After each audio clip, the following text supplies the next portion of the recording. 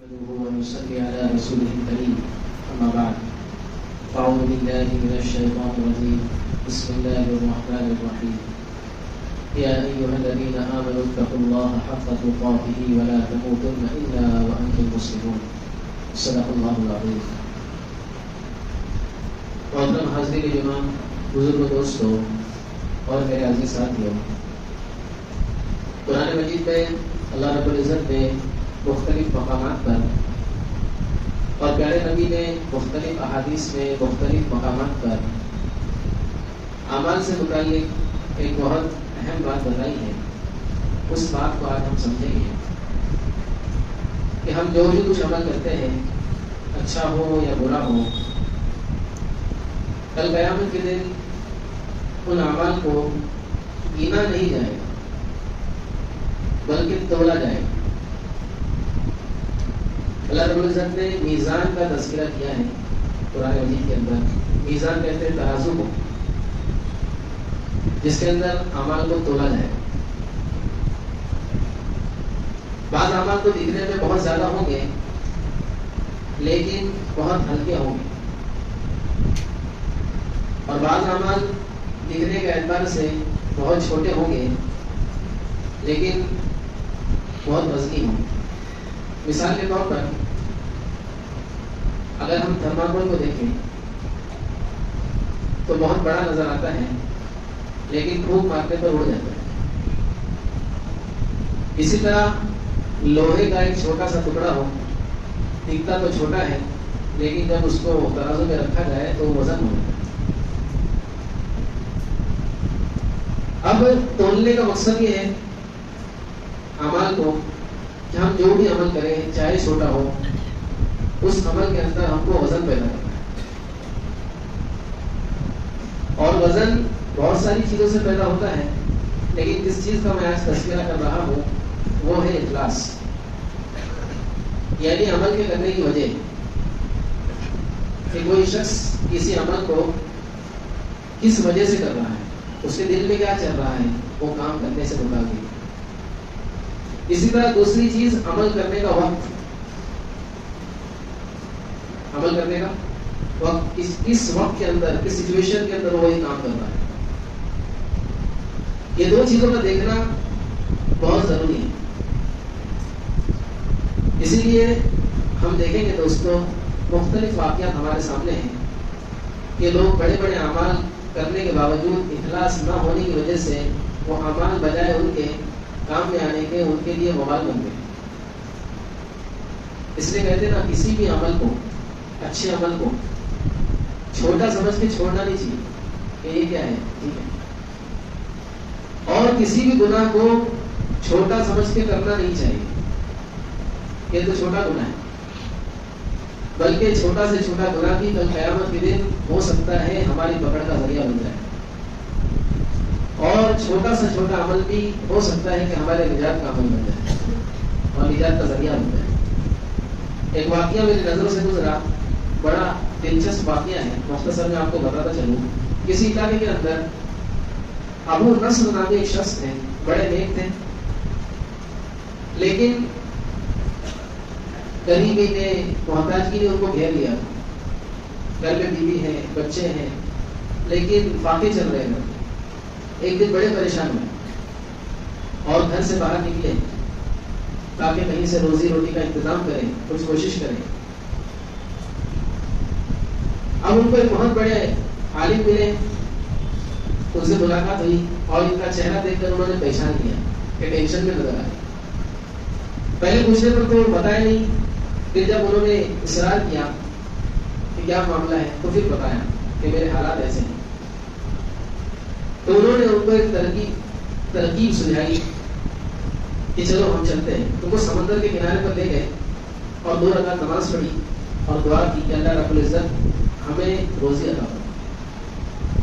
انہوں نے جو ہے جال دیا، ان کو جال ڈالا اور ایک بڑی مچھلی ابو نصر کے جال میں آ گئی.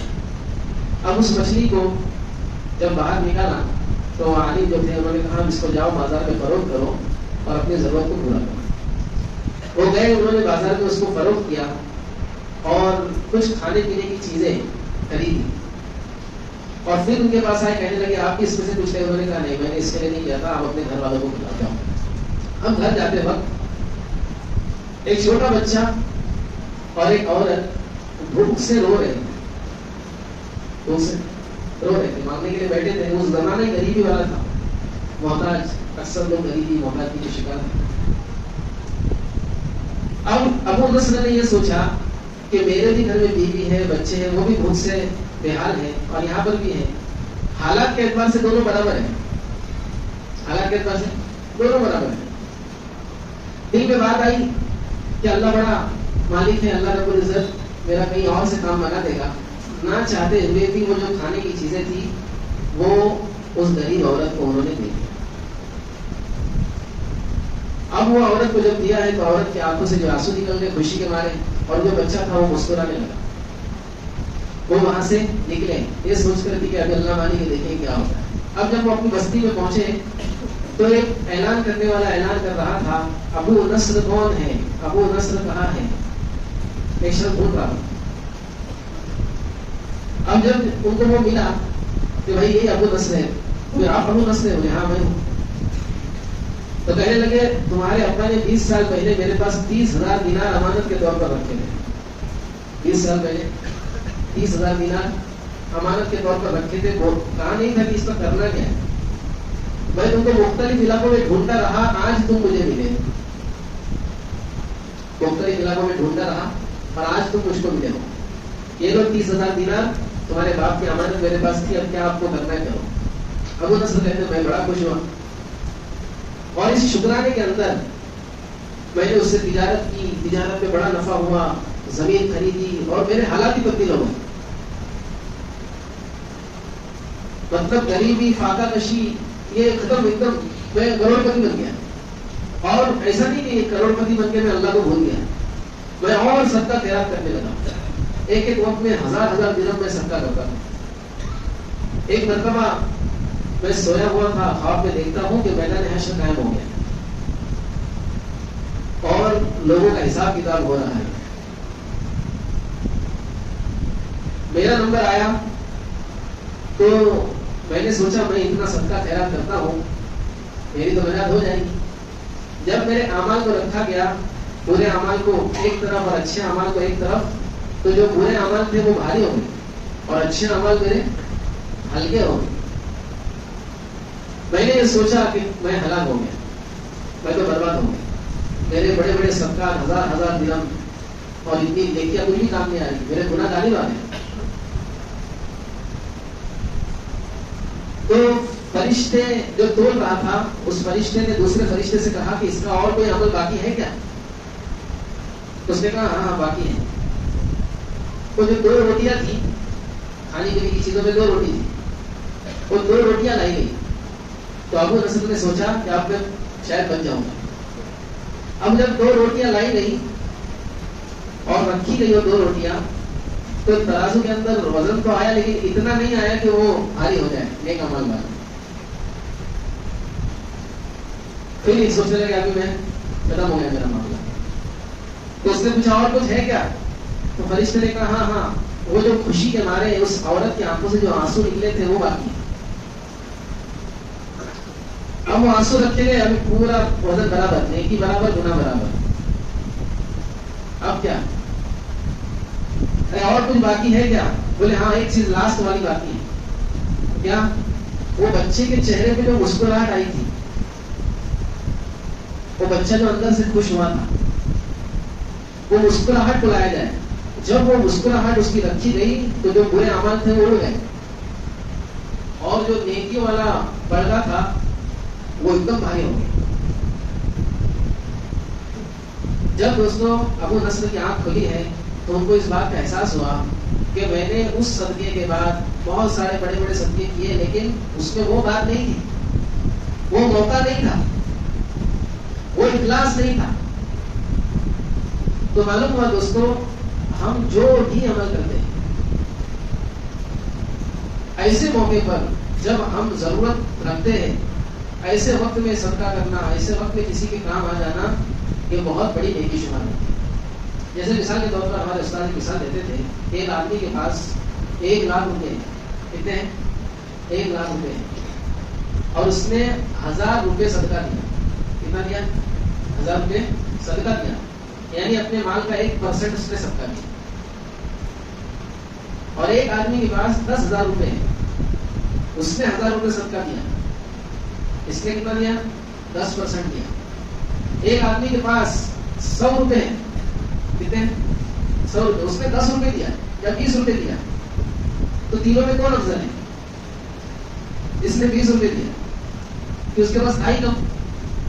سمجھ آ رہی بات؟ اور اس کے اندر اخلاص کو دیکھا جائے گا کہ کس نیت سے آدمی نے دیا ہے.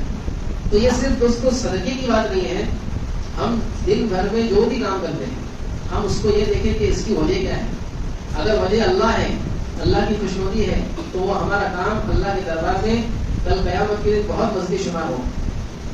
اور ہم بڑے سے بڑا کام کریں, نیت یہ ہو کہ تھوڑی واہواہی ہو جائے گی, اپنا بھی نام چلے گا, یا اپنا تو نام چلتا ہی ہے تو اور چلاتے رہو, یہ نیت ہے دوستوں, تو ہمارے بڑے بڑے اعمال جو ہے کیا ہو جائیں گے؟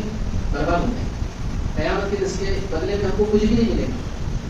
بلکہ بعض روایت میں تو آتا ہے اللہ رب العزت ایک اعلان کرنے والا خاص طے کریں گے قیامت کے میدان میں, جس کا کام ہی یہ ہوگا, جو اعلان کرے گا جس نے جو عمل جس کے لیے کیا ہے, جس نے جو عمل جس کے لیے کیا ہے آج وہ اس کا بدلہ اس سے لے لے. لوگوں کے لیے کیا ہے تو جاؤ لوگوں کے پاس سے لے لو. اور آپ یہ جانتے ہیں قیامت کے دن کوئی شخص کسی کو ایک نیکی بھی نہیں دے گا. وہاں پر کرنسی تو ختم ہو جائے گی, وہاں کی کرنسی نہیں کیا ہے, وہاں کی کرنسی ہر جگہ کی کرنسی ہوتی ہے. اگر آج ہم انڈیا سے کہیں باہر جاتے ہیں تو ہماری جو گاندھی والی نوٹ ہے وہ باہر چلے گی نہیں, بلکہ ہم کو ایکسچینج کرنا پڑے گا, وہاں کی نوٹ لینا پڑے گی, وہاں کی کرنسی لینا پڑے گی, جب جا کر کے ہم وہاں پر کوئی چیز خرید سکتے ہیں. آخرت کا بھی دوستوں یہ معاملہ ہے کہ ہمارے جو مال دولت سونا چاندی جائیداد پراپرٹی ہے کچھ بھی نہیں چلنے والا آخرت. وہاں چلنے والی چیز نیکیاں ہے, اور نیکیاں بھی وہ جو وزندار ہو, اخلاص سے کی گئی ہو, اللہ کے لیے کی گئی ہو, اللہ کے غیر کا اس میں خیال بھی نہ ہے. اس لیے دوستوں جو بھی ہم عمل کریں اپنی ذات کے لیے کریں, اپنے گھر والوں کے لیے کریں, اپنے بستی والوں کے لیے کریں, امت کے لیے کریں, اس عمل کے اندر دوستوں اخلاص کا ہونا بہت ضروری ہے. اخلاص سے ایک تو عمل قبول ہوگا, ہمارا وزنی ہوگا, دوسری بات یہ ہے کہ اس عمل کا اثر بھی دنیا میں دکھے گا. اس عمل کا اثر دنیا میں دکھے گا. جیسے مثال کے طور پر کسی نے مسجد کی تعمیر کی یا مدرسے کی تعمیر کی اپنے پیسوں سے, اور اس کی نیت دکھلاوے کی تھی,